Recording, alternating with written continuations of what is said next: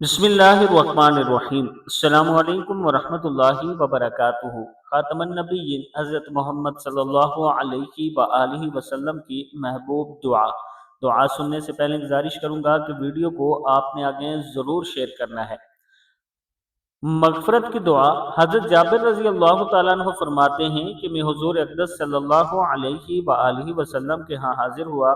آپ نے عرض کی، اے جابر، یہ 11 بکریاں گھر میں ہیں، کیا وہ زیادہ محبوب ہیں ان کلمات سے جو جبرائیل علیہ السلام نے ابھی سکھائے ہیں؟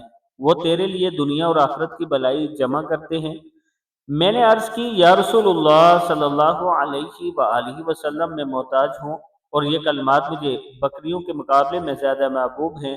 آپ صلی اللہ علیہ وآلہ وسلم نے فرمایا، کہو اللہم انت الخلاق۔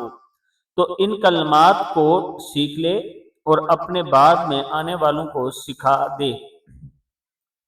کلمات یہ ہیں: اللہم انت الخلاق العظیم، اللہم انک سمیع علیم، اللہم انک غفور الرحیم، اللہم انک رب العرش العظیم، اللہم انک انت الجواد الکریم، فاغفر لی وارحمنی وعافنی وارزقنی واسترنی واجبرنی وارفعنی واہدنی ولا تذلنی وادخلنی الجنت برحمتک یا ارحم الراحمین۔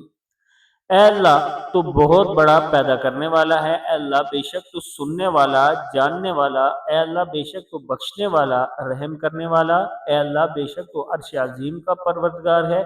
اے اللہ، بے شک تو کرم کرنے والا، سخی ہے۔ پس مجھے بخش دے اور مجھ پر رحم کر دے اور مجھ کو عافیت دے اور مجھے رزق دے اور میری پردہ پوشی کر اور میرے ٹوٹے پوٹوں کو جوڑ دے اور مجھ کو بلند کر اور مجھے ہدایت دے اور مجھے گمراہ نہ کر اور داخل کر مجھے جنت میں اپنی رحمت کے توفیل رحم کرنے والوں میں سب سے زیادہ رحم کرنے والے۔